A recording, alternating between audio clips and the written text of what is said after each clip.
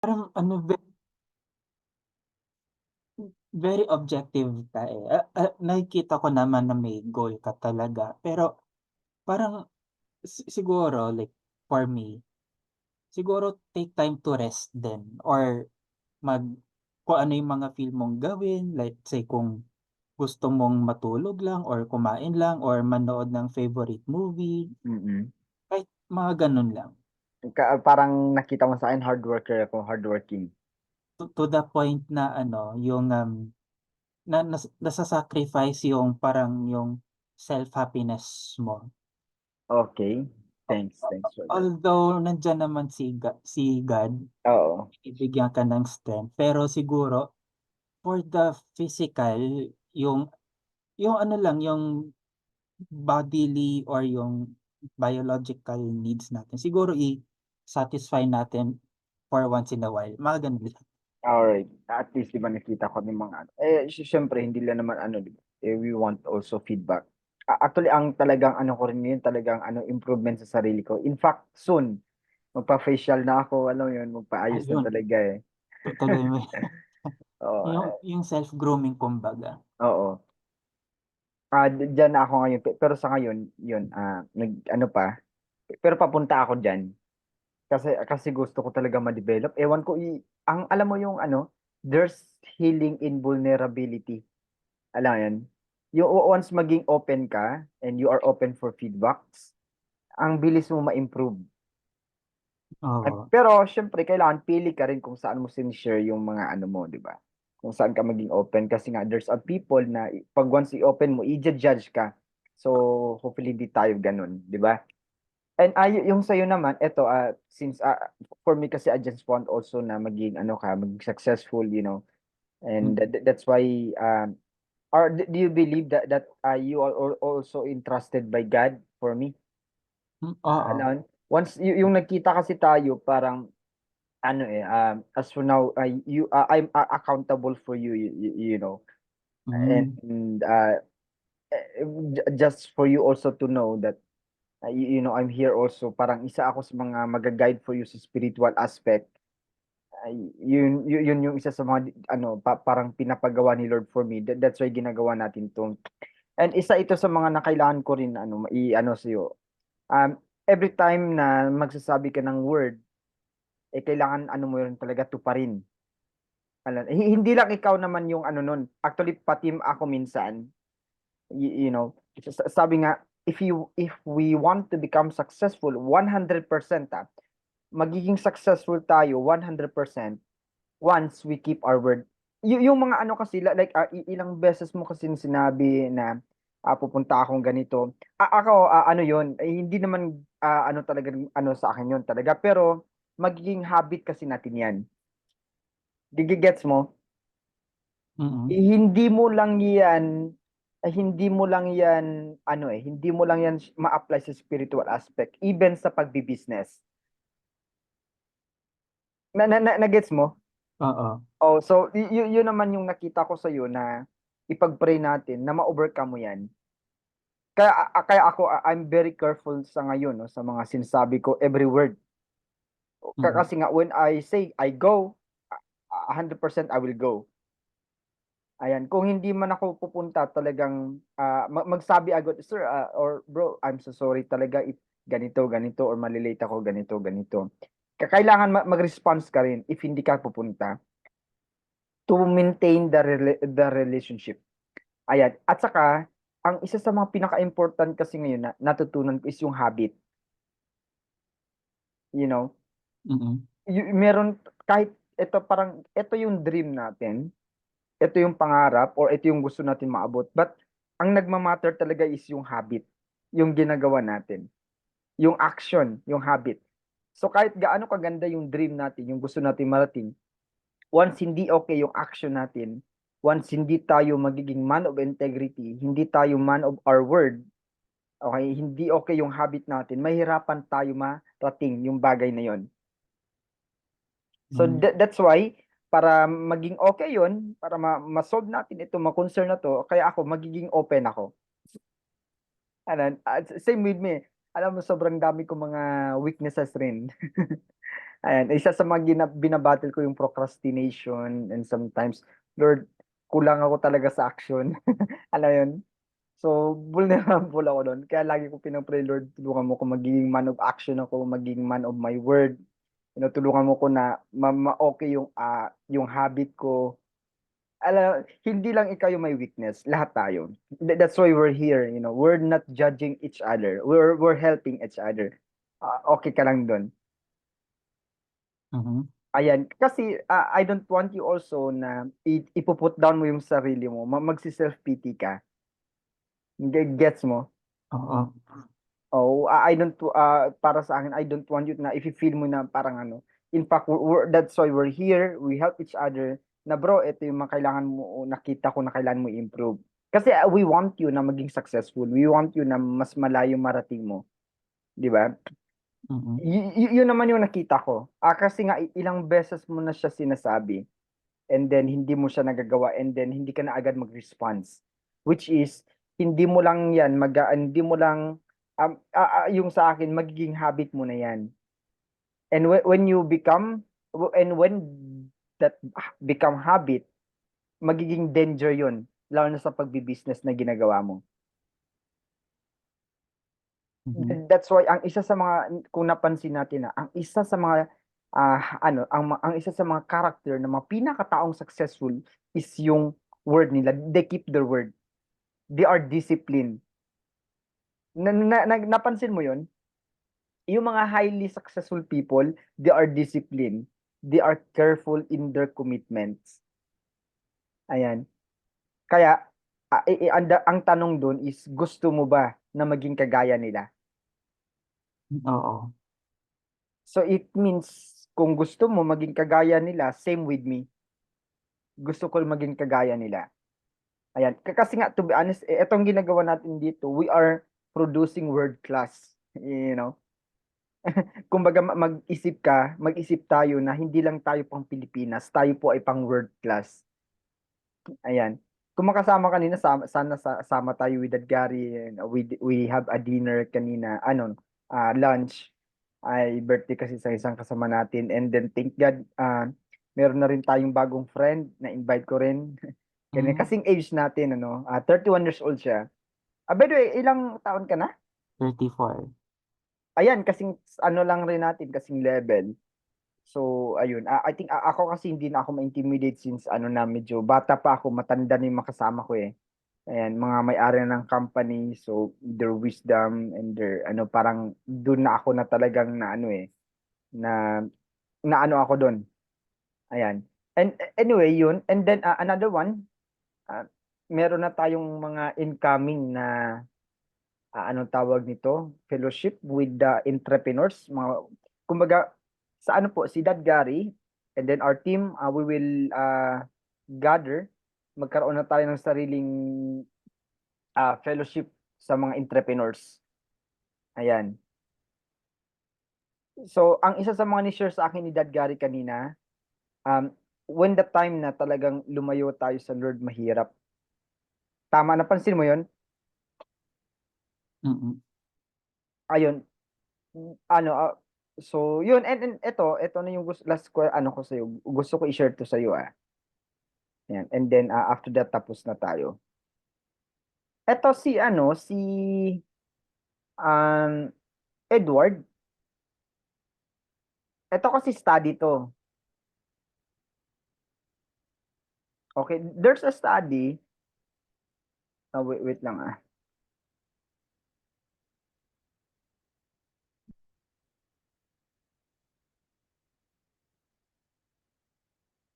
Oh man, ayaw niya. Eto si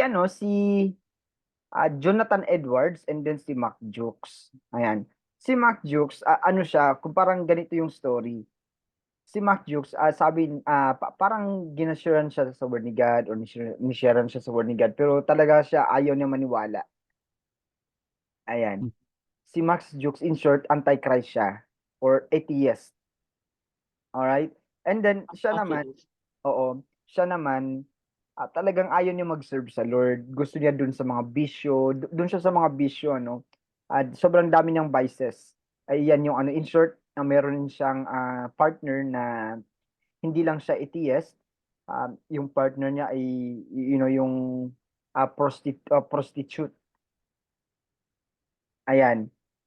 And then eto naman si Jonathan Edwards, siya naman talagang nagse-serve siya sa Lord. He's faithful, He's a preacher. Mm. His heart is to serve God for the rest of his life.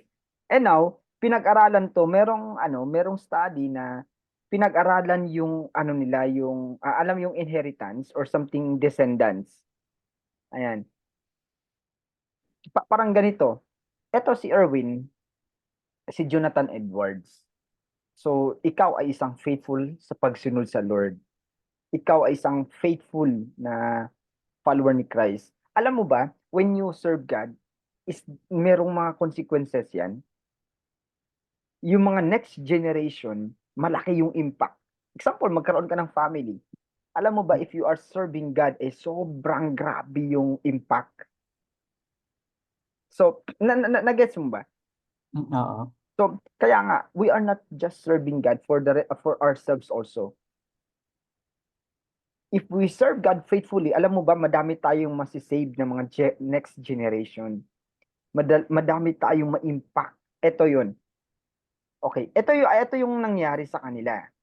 Alam mo ba yung pinag-aralan yung nila, yung descendants nila? Ito, unahan natin si Max Jukes. Alam mo ba, dahil siya ay nalulung sa bisyo, ito, 310 yung sa descendants niya died as paupers. Alam mo ba yung paupers?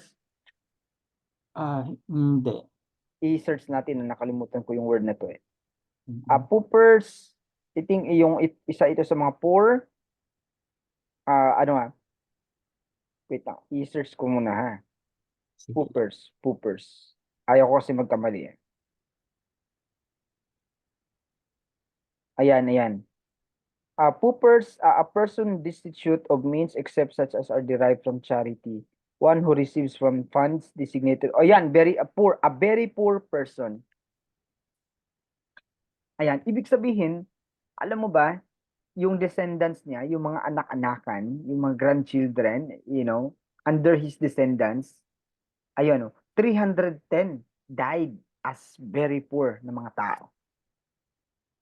Another one, 150 criminals. So, since siya ay bisyoso, grabe mag-inom, grabe sa mga vices, under his descendants, ayan, 150 criminals, 7 murderers, 100 plus drunkards, since siya ay isang drunkard din. And then 190 prostitutes under his descendants. Since ang asawa niya rin prostitute, and 190 prostitutes. So, in short, alam mo ba yung when you serve God, yung mga next na magfa-follow sila, lalo yung mga anak mo, yung mga apu-apuhan mo, malaking consequence yan. So kung right now, if you are not faithfully serving God, mag-expect ka na yung mga susunod sa iyo, lalo na kung meron ka ng family in the near future, pag hindi ka faithfully mag-serve sa God, magiging possible, magiging ganun sila. Nag-gets mo? Oo. So, we are not serving God for the sake of ourselves also, but for the next generation. At ito yung mga nangyari kay Edwards. Ito yun, 13 yung naging college president. Di ba? Ang ganda, no? Mm. 65 college professors, 75 military officers, 90 or 80 public servants, 60 authors, 60 doctors, 30 nagiging judges, 100 pastors, 100 lawyers, 3 US senators. Tapos, a vice president, meron rin siya under his descendants. Alam mo, when you are serving God faithfully, grabe yung reward. The good thing, hindi lang ikaw ang makaka-receive ng reward. Pati yung mga next sa'yo. Tingnan mo ngayon, just imagine. Nakita mo ba yung mga tao na puro focus na ng negosyo? Focus na yung pagyaman, tapos hindi sila nagsiserve sa Lord? I-trace mo yung family nila. Even sometimes madaming pera, walang satisfaction. Mm. Tapos, madaming mga inuman, tapos yung family kung wala sa Lord, ma-pride. Oo. Parang ang pangit ng family. Yes, may mga professionals, pero, parang hindi mo nararamdaman na nandun sila. Napansin mo yun? Mm. Hindi magkaunawaan, pag wala, hindi sila nagsiserve kay God. Pero napansin mo, yung mga faithful sa Lord, ititrace mo yung family nila, yung generation, di ba? Sobrang ganda. Lalo na kung talagang faithful ka kay Lord. Ako, ito, just testimonials. Alam mo ba, ako yung first na nakapag-graduate sa family namin. Mm. Ako yung first na nakapag-graduate sa college. And sobrang ano talaga, sobrang hirap ng family namin, sobrang poor, you know. But when the time I served God faithfully, doon na nagbago lahat. Yung kuya ko, grabe yung mga drugs, grabe isugal, grabe mag-inom, but I thank God, ginamit ako ng God. Yeah, He make me an instrument as channel of blessing. And ngayon yung kuya ko, I'm so blessed kasi nga nagpatuloy siya. And then alam mo, sobrang nagtulungan sila ng partner niya ngayon. And napansin ko ang isa sa mga benefit, yung mga anak niya ngayon naging talented. Sobrang ganda yung mga ginagawa ni Lord sa buhay nila. Yung isa nga naging beauty queen, sa school nila. Alam mo yung grabe yung reward. And then, mas lumaki na yung negosyo niya. Di ba? Naging maganda na yung buhay niya.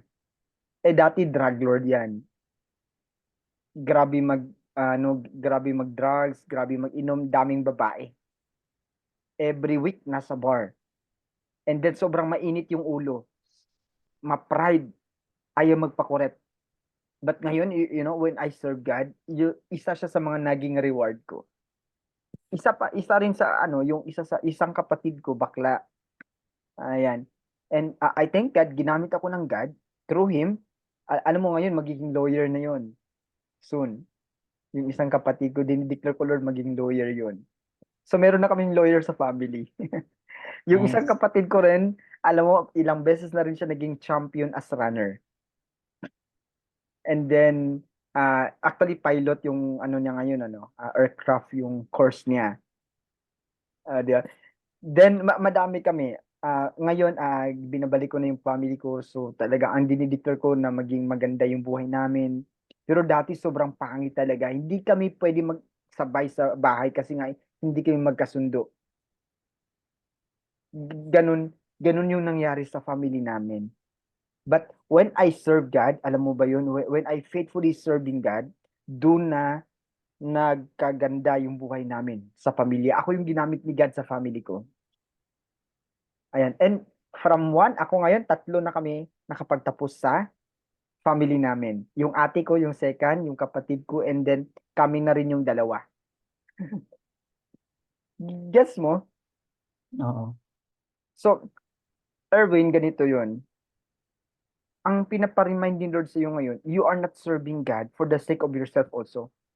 If you want to protect your family, if you want to protect your grandchildren in the near future, or yung incoming anak mo o magiging family, sabi ni God, you need to serve me. You need to be faithfully serving God. Ngayon, nag-go deeper tayo, napansin mo. Mm. Ano yung masabi mo diyan? Parang for a while na-detach ako. Oo. Dahil ayun nga, parang tutok sa ito yung negosyo and stuff. Oo. Another learning, Mm. yung natin ngayon, malaki ba yung impact niyan sa'yo? Malaki. Alam mo ba, yung sabi ko nga sa'yo last time, don't, kasi majority of people, ang hinahabol is yung pera, yung blessing, not the blesser, hindi yung nagbibigay ng blessing. Mm. Ang hinahabol or pumupunta sa sun, doon sila nagwi-wish sa sun, sa star. Hindi sila dumiretso sa Nag Source. sa source, 'di ba? Sa Mm. gumawa ng sun at saka sa star. Ikaw, saan ka gusto pumunta? Mag-wish sa star lang, sa moon, or sa gumawa mismo nun? Sa gumawa.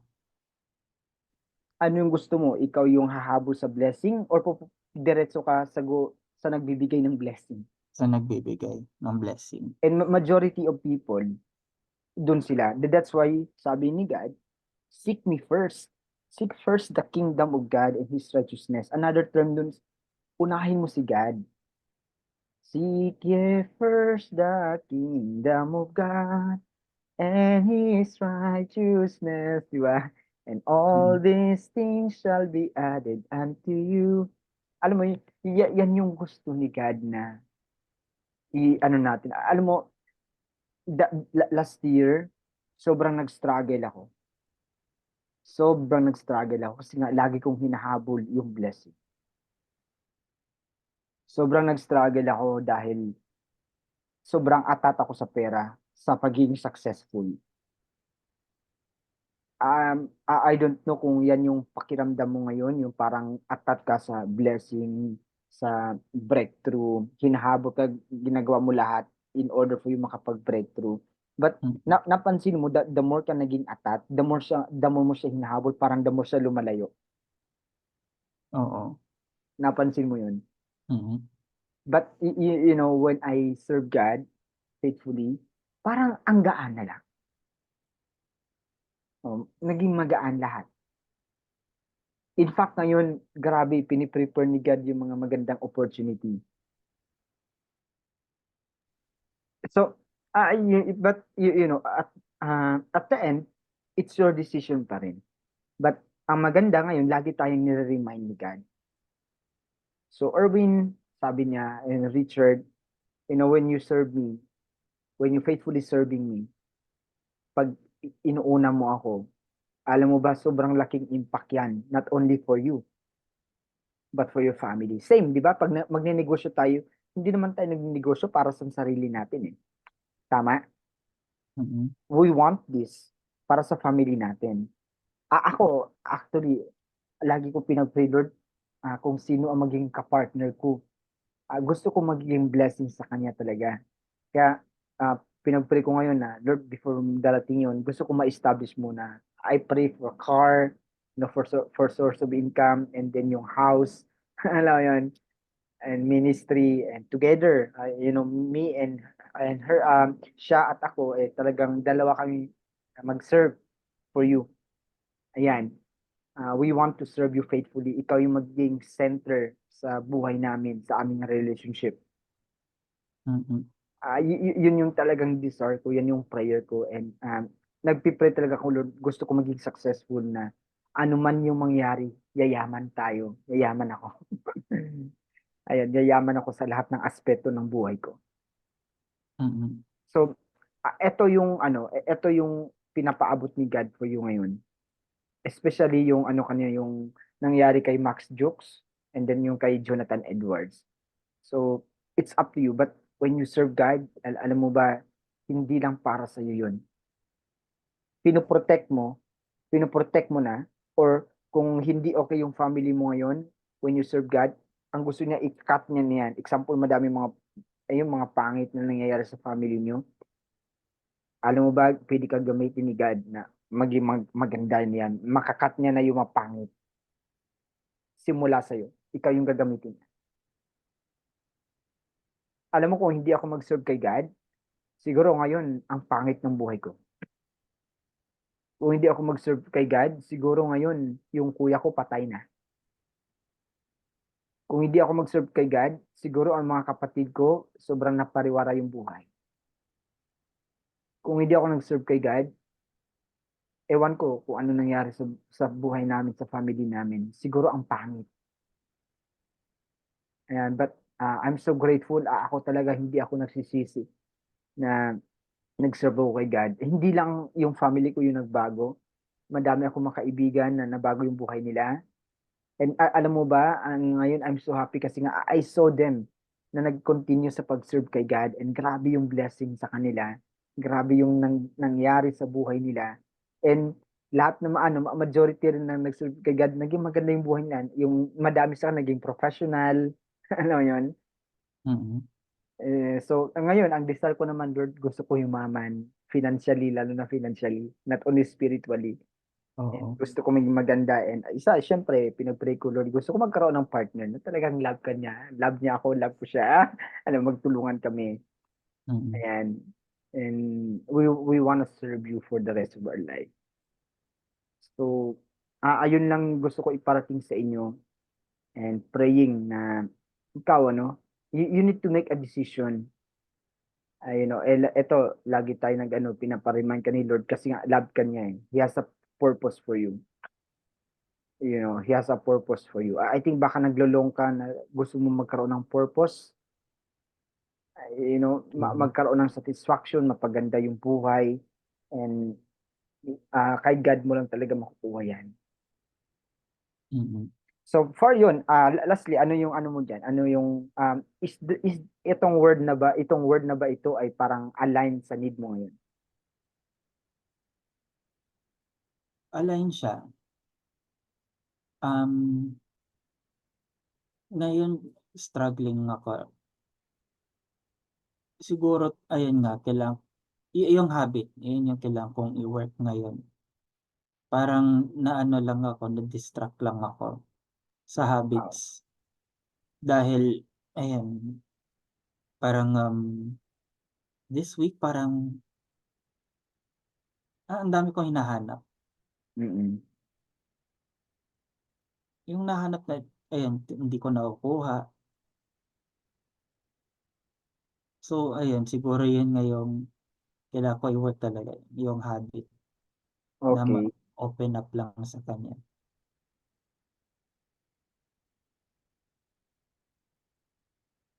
Yes, yes, yes. Ayan. Eto, hanapin ko yung itong verse nito. God is a God of peace, counselor, and uh, hmm.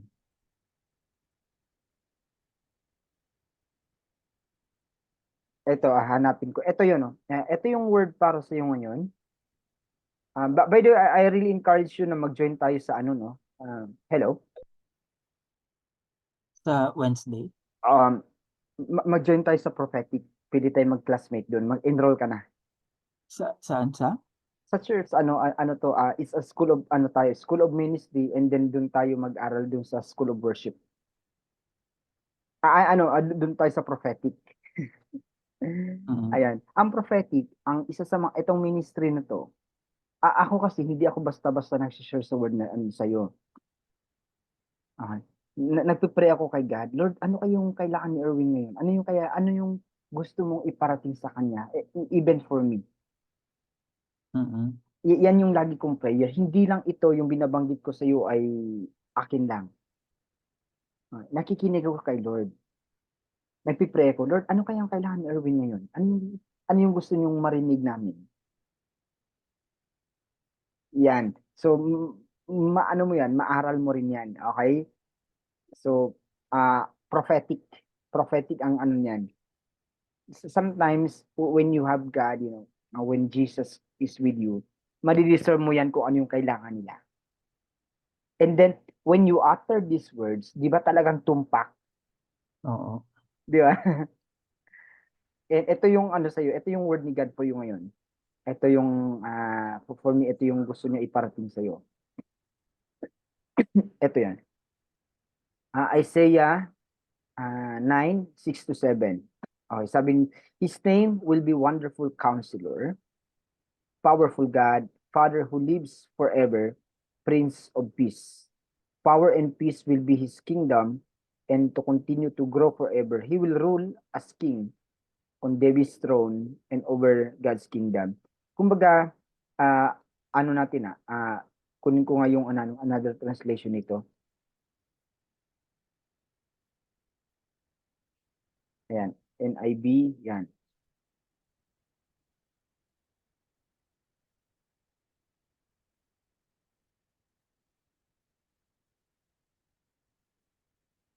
Okay, ito. For to us a child is born, he is a son is given, and government will be shoulders. Eto, una, mabilis na to, matapos, dito tayo magtapos. Una, si God ay counselor. Ayan. So in short, kung meron kang problem, if may mga, madami ka ngayon mga tanong sa sarili mo, just go back to Jesus. He's a counselor. Ayan, i-counsel ka niya, i-advise ka niya. If you need advice, answer to a lot of your concern, questions, you need to go back to Him. He's a counselor. He will give you advice. He will give you wisdom kung ano yung gagawin mo. Madami kang tanong na parang hindi na-answer, go back to Him. He's a counselor to you. He's a mighty God. Ayan. Ang hindi mo kaya, kaya ni God. But ito, always remember this. Sabi nga, all things are possible with God. I repeat, Luke 1:37, all things are possible with God. Insert ganito lang yan, Erwin. If you are with God, all things are possible. So, ang pinaka-important na term dun is with. Walang magiging imposible for you if you are with God. All things are possible. Madami kang mga concern, madami kang mga gusto sa buhay, pangarap sa buhay na parang imposible, right? Oo. Parang imposible mo siya maabot. But always remember this. Sabi doon, if you are with God, everything will be possible. Kaya tayo po ay limitless. You are limitless. But ang pinaka-important doon, dapat tayo ay nasa Diyos. We are with God. Dapat connected tayo sa Kanya. We have a relationship with Him. Gets? Yun. And then ito, the one, He's a mighty God.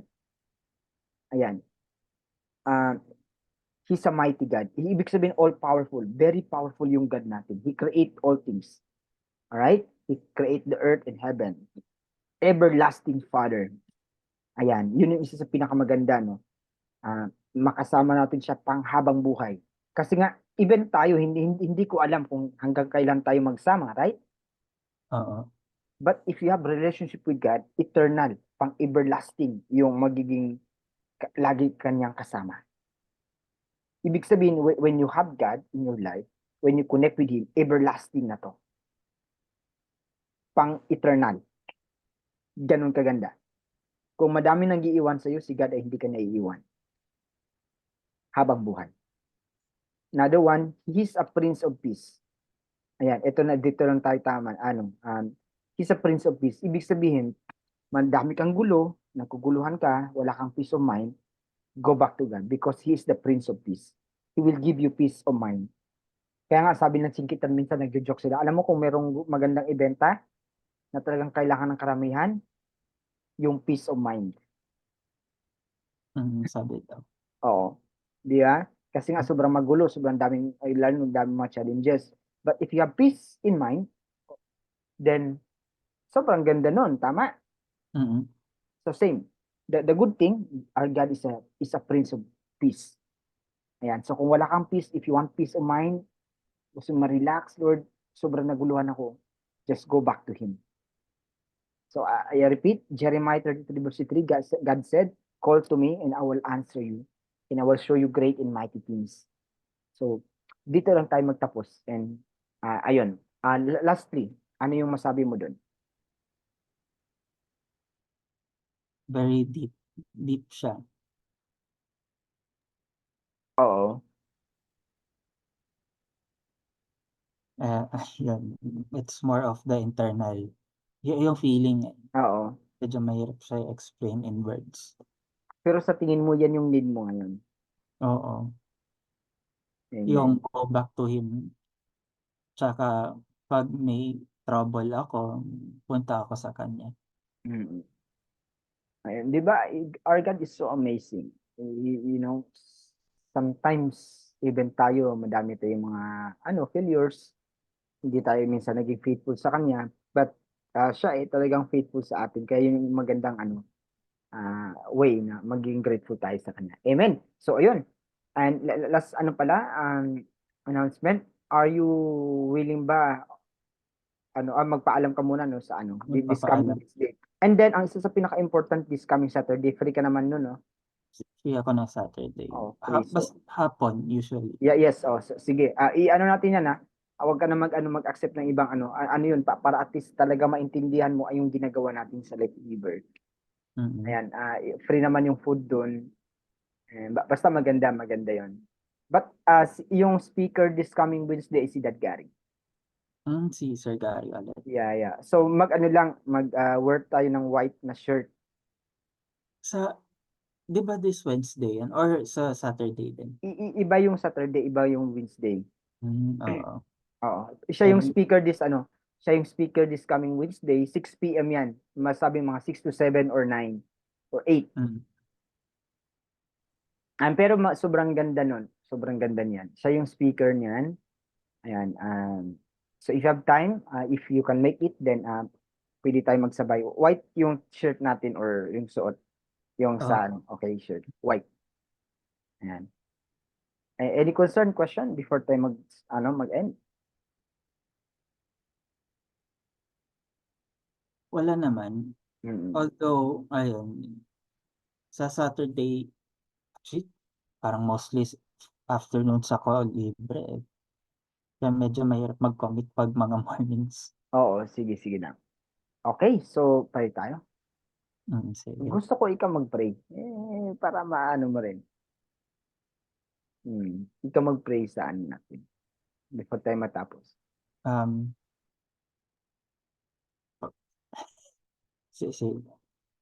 In the name of the Father, the Son, the Holy Spirit. Amen.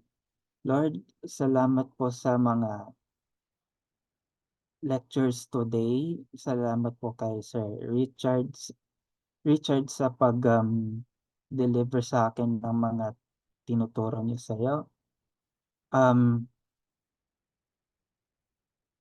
Yan lang yung medyo. I'll continue, Lord. Thank you for this time. I continue to bless Erwin.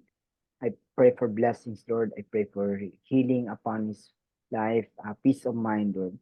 Direct his path according to your great plan. Bless his family, bless his business, bless his work, God. I declare for promotion.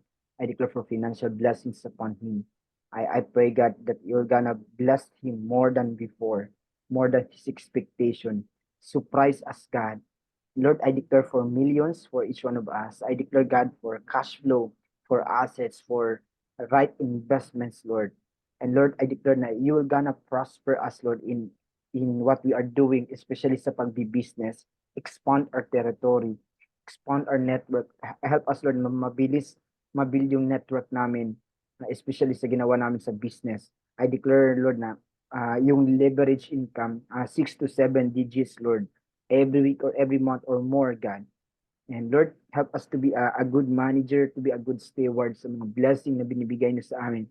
Help us, Lord, na ma-multiply namin ng maayos, ma-handle namin ng maayos, Lord, yung mga ini-entrust niyo sa amin. We become a good steward. We will become a man of action, a man of wisdom, a man of understanding. Yes, and we will become a blessing to a lot of people, to hundreds, thousands, millions, or even billions of people. And Lord, thank you so much. Bless also our future partner. We claim it, God. Yung pinaka the best na gift na ibigay niyo rin sa amin. I declare for house and lot, for beautiful cars, God. For beautiful houses, Lord. Apartments, Lord. Thank you, God, for everything. And I declare, God, for more disciples. Magkaroon pa kami mga tao, Lord, na ma-share namin yung goodness niyo sa kanila.